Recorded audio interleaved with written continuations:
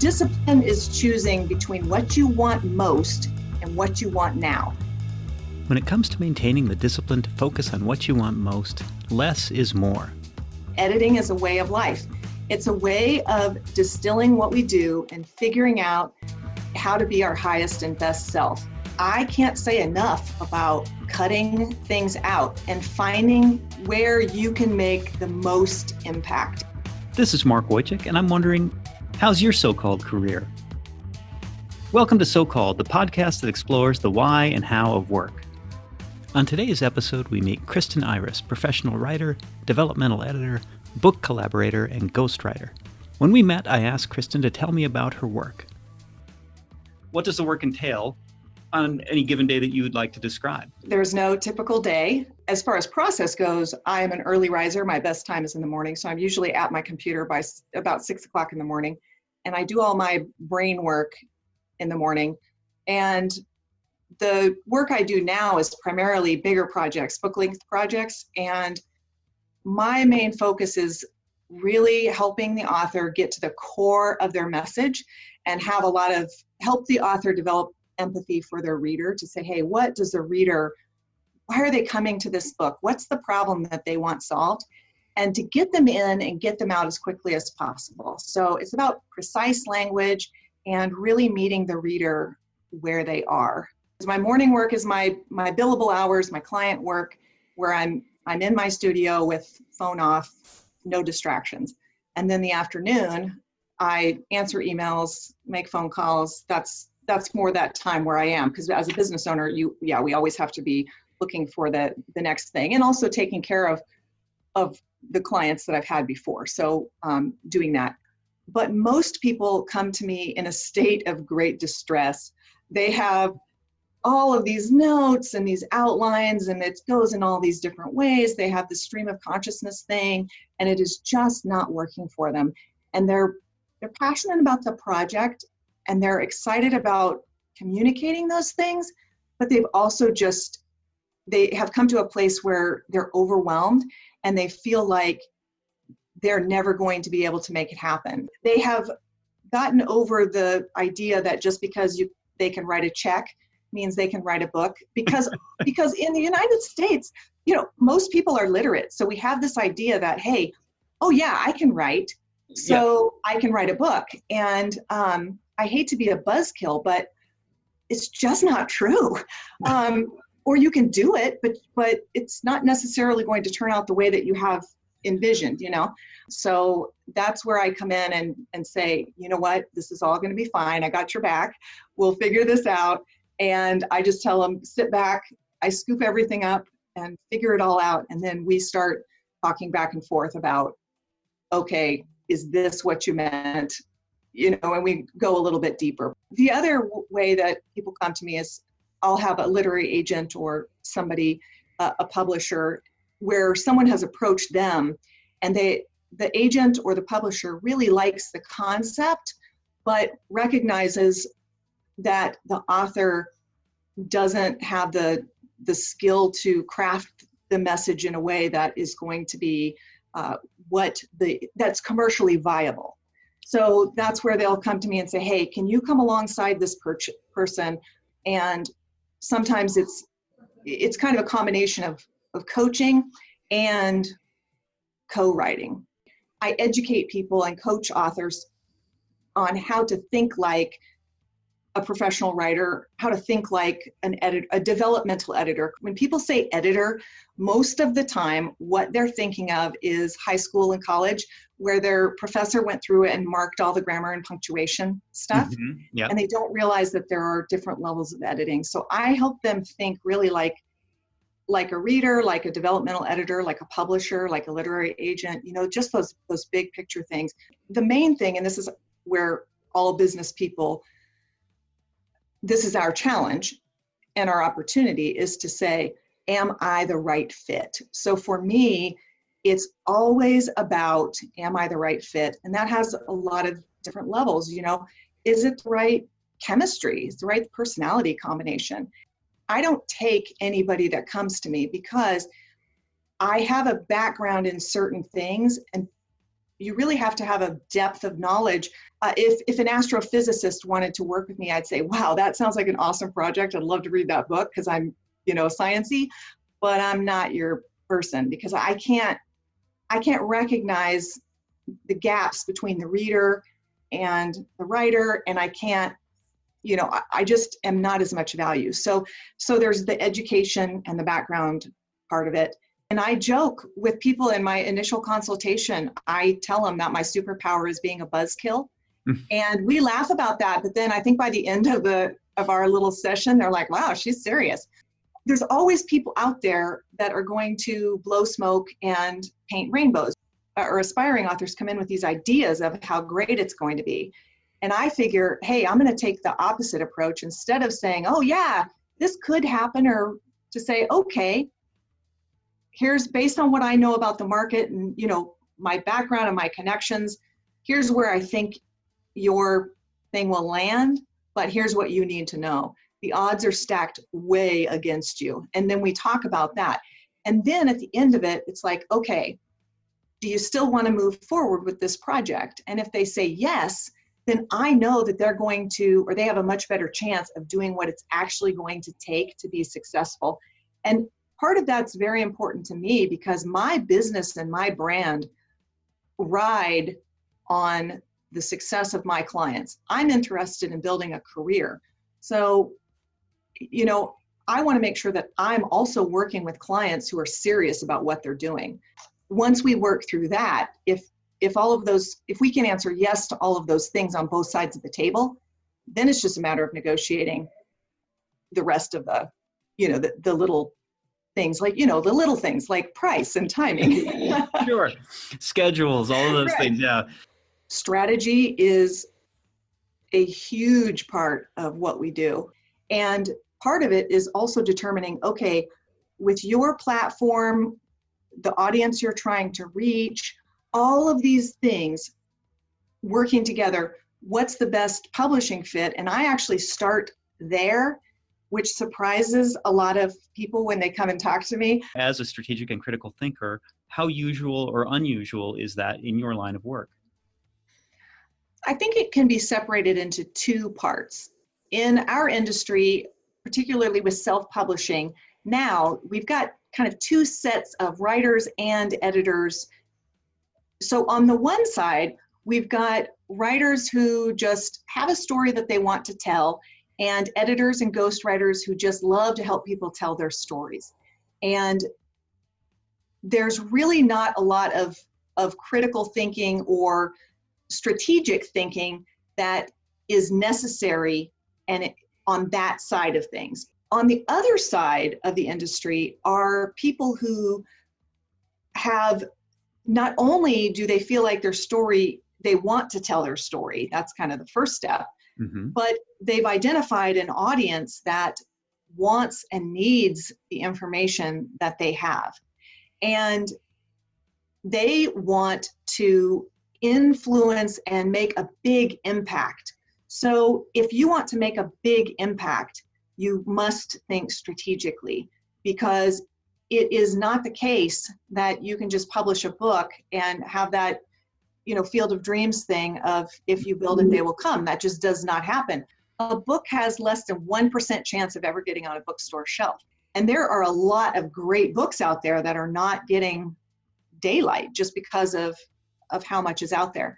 On that side, and this is the side that I work on, is okay, we have to think strategically here. So is it common in my field? Yes and no. It's definitely common in the vein that I work in.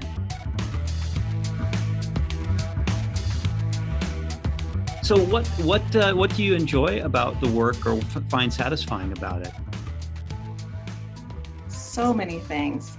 I like it because it's very creative in an intellectual way.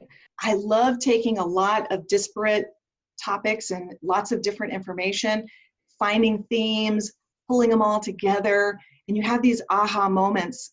A lot of, especially if I'm collaborating with a client on a book, there will be times where we'll be kind of brainstorming through and I'll go, oh, what about this? And I'll start to kind of pull at the threads of some idea that's been ruminating in my mind, that finally what they said is kind of the key, and we'll come up with this great thing that we get in there. Those are great moments where you feel like you're impacting somebody's work and truly making it better, taking it to the next level.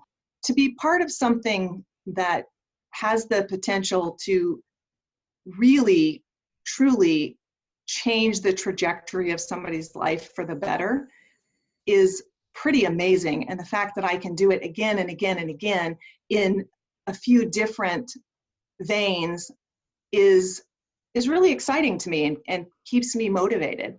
So there's two parts of what I do. One is the production and one is the reduction. And actually the editing, the reducing something and the editing out is my favorite part, because to distill something into its most concentrated form is a challenge, and I don't know, it's just fun. You get to kind of play with things and craft them around and see how to highlight certain aspects of the message to reach a certain audience. And the cutting aspect of it, most people, especially aspiring authors and newer writers, they're so excited just that they got 50 or 80,000 words down, which is a great accomplishment, that they are so tied to every single word. The idea of cutting those words down is just excruciating for them. But if you can get them through that and get them to do it and concentrate that message, that's that developing the empathy for the reader or the listener, figuring out what the audience really wants to hear, give it to them fast and move on, because that's when your audience is going to say, hey, wow, that person is a genius. So are there aspects that you find less satisfying? Yes, definitely. Some of it just has to do, I think it's just things that you probably find onerous and everybody else on the planet right now really hates. If I could stay away from my email inbox, man, I would be so happy. I have a love-hate relationship with my email inbox. Yes. But it's just it's part of the gig. Also, when we first start a project, there are just different, there's always a dip where it's just kind of slogging through stuff. So, I got to set up the files and I've got to set up the this and the that. I don't particularly like that. And if I could have an assistant who could have my brain, I would definitely delegate that stuff. Always, no matter what business you're in, no matter how great your clients are, you're going to have clients that are harder to deal with than others. Some are higher maintenance.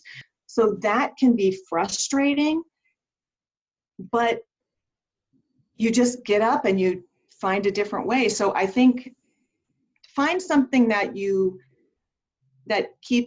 exciting to you, but always understand that you're not going to want to go to work every day. On the days that you don't feel like it, what do?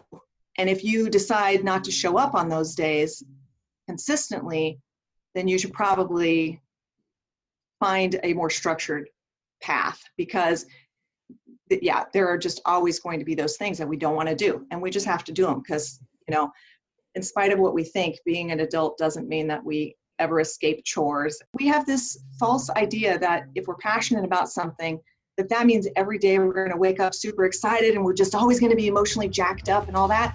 Well, guess what? Some days I'm just tired. Cristen's business background began in childhood, where she learned some foundational lessons that would recur throughout her career. I started my first business when I was about 8 or 9. It was a snail stand. Okay, I was going to ask what it was. Yeah, okay. Yeah. So everybody else had lemonade stands, and I was that kid who was swimming in canals and climbing trees and catching bees and, picking up frogs and all that. And we were living in Phoenix, Arizona, and I looked around and I was like, first of all, there's too many lemonade stands. So I just intuitively understood market saturation. And I also had the self-awareness to realize that probably nobody would buy lemonade from a dirty little kid. So But everybody in our neighborhood had a fish tank, and everybody had algae problems. And I knew from swimming in canals and hanging around, bodies of water, that snails were free and everywhere. So I decided that my niche was going to be snail stands. When I look back on it and how that influenced me, was really realizing that I think differently than people, and that's okay. Sometimes it works and sometimes it's a spectacular failure. And thankfully the failures are funny stories now. After closing the snail stand, Cristen tried her hand at writing, which seemed like a natural choice. I think I was kind of born into this just because we didn't have a television, and growing up with all those books and being from a very readerly family. When I was I think I was 10 or 11, I started writing my first book, and it was a novel. And I very quickly, I don't even think I finished 3 chapters. I realized that it truly was at best derivative and at worst plagiarized. And I set it to the side. And in looking back, I think, that was the moment that the editor was born. I was able even to recognize in my own work, like, that is terrible. Fast forwarding a few years, Cristen was working in insurance and investments, but as with the snail stand, her approach to business remained different. I was doing insurance and investments. My managing partner wasn't always happy with me because I would talk clients out of sales. I always wanted to make sure, particularly with investments, to say, okay, I really want you to understand the market. Here's your prospectus. And I would have people say, oh, it's fine. It's fine. I don't want to read the prospectus. I trust you. And I would say, no. I need to know that you understand this. I'm not sure, so with that kind of talking clients out of sales, plus being in a structured environment where the sales process was more scripted, did not work for me. That did not feel authentic to me. It just put me in too much of a box. So ultimately, even though I love the company, still love it, it just wasn't the right fit for me. I really had wanted to go back to school. That had been something that I had started college very young, but it just wasn't the right timing for me. It just wasn't the right fit. I wanted to go back to school for its own sake, but I also was like, because I don't want to be in risk management or in insurance, for the rest of my life. Cristen enrolled in school with a new direction in mind, but a good experience with an elective course redirected her path. Finding that path wasn't the end of the story, however. Earning her diploma presented a new set of choices, another path with its own set of twists and turns. So I was going to do microbiology, and I wanted to go work for the CDC. Mm-hmm. Well, then I took my first anthropology class it was just one of my electives, and man, I was home. It was a physical anthropology class, and I changed my major to anthropology the next semester. One thing, when I graduated with my degree in anthropology, I was doing an internship working on policy issues and things like that. Was something I really cared about and wanted to pursue. I had the option of continuing on to graduate school, which I really wanted to do, but I had to take a step back. And what I saw from having the opportunity to do some really cool things that people in the anthropology department really helped make happen for me. And I'm so grateful because it gave me a window. And had I not had that, I probably would have pursued my master's, but that would have locked me into a trajectory, a certain path. And by stepping back and saying, do I really want to be locked into that, was helpful because I said, I don't know. So then it's about asking why, until you get down to the bones of it. And for me, it was, what am I seeing here? Through a process of pausing to consider what she really wanted, Cristen decided to bet on herself and struck out on her own and once again started writing. For me, I said, all right, well, what do you really love? Being entrepreneurial, I'm not afraid to step out and make really bold moves. I always thought, well, you've done some other pretty bold things in your life. you always just bet on you. You find a way or you make a way, kind of a thing. So I was like, okay, that actually wasn't scary to me. What was scarier was looking back in 15 or 20 years and having regrets of thinking, well, here you are at this critical juncture, you made the wrong choice. And then I truly would have been too old. So I made a decision that, I had to just kind of make it happen, or the alternative was going back to work for somebody else, which was just not acceptable to me. So I started writing and pitching articles to magazines, and Idaho Magazine published my first piece.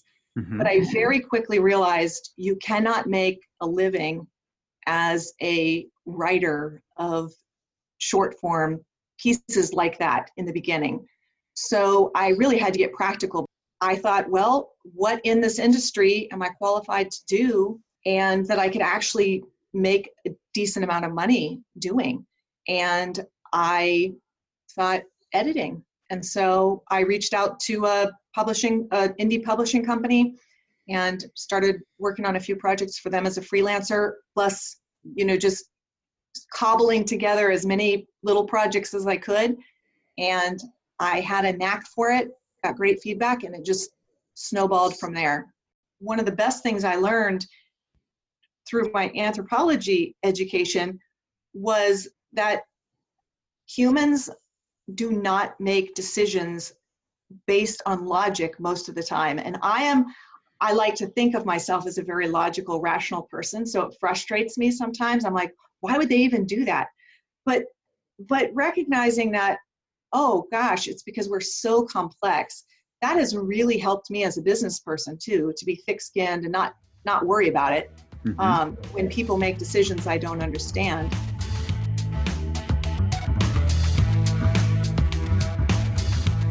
Looking ahead, what is the next big thing that you want to do, or maybe that you're working on right now?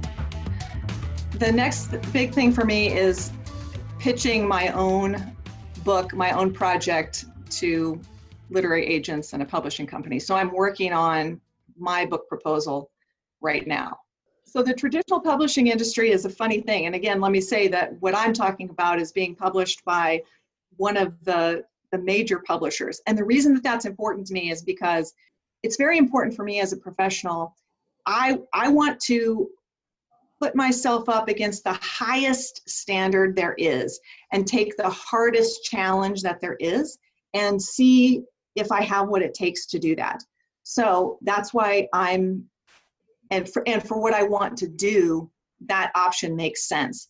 So that's my motivation there. So in the meantime, I also write shorter pieces and submit those to contests and literary magazines and things like that. And that's actually, shorter form essays are what I absolutely love to do. So in the future, I'm hoping that my work will be in some of my favorite literary magazines. What advice would you give your younger self, knowing what you know now? I think it would be, don't wait so long. Just go for it. Because I'm a no regrets person. I wouldn't want to tweak anything, if that makes sense. Sure. But I think that if I had more confidence, I would have just done a few major things sooner. And there's just no reason to wait. The quote has been attributed to many people, so I'm not sure where it actually came from. But I just reposted this on Instagram yesterday, and it's discipline is choosing between what you want most and what you want now. Kristen's advice on building a career is to keep asking why and what to help figure out what you want to do. Why do you want to do that? And what are your next steps?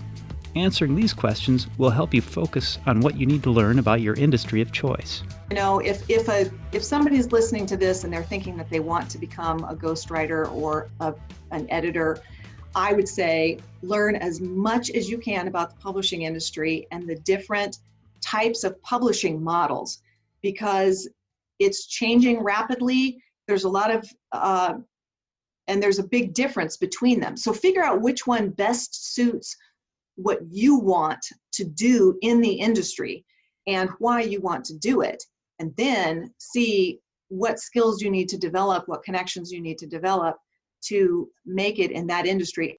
Okay, so we have two things that are equally true. People are always watching and nobody's paying attention, nobody cares. So particularly when I'm working with new editors or, new writers, and they're so afraid of making a mistake, and especially a public mistake. And so on the one hand, I'm always challenging them to be professional, educate yourself, do these things because people are always watching. And man, some of the opportunities that have come along in my life have just been because I put my head down and was doing the work, and people were watching and I didn't even know. Mm-hmm. So it is true that people are always watching, but it is equally true that very few people care, and nobody's paying attention. They're so wrapped up in what they're doing and wanting people to pay attention to what they're doing that if you screw up every once in a while, especially in the beginning when nobody knows who you are, they expect you to be a screw up. So you're not the only thing you're shattering is your own perception of yourself. You're going to have plenty of opportunities to gracefully just sweep that thing under the rug and move forward. And by the time anybody's really paying attention, you've got your act together. And if you've already figured out what you want to do, Cristen has another question for you. What are you waiting for? So I've got a 24-year-old and a 21-year-old. Mm-hmm.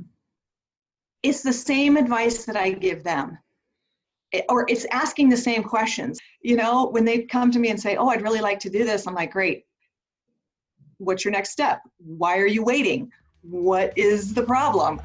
Let's make this happen.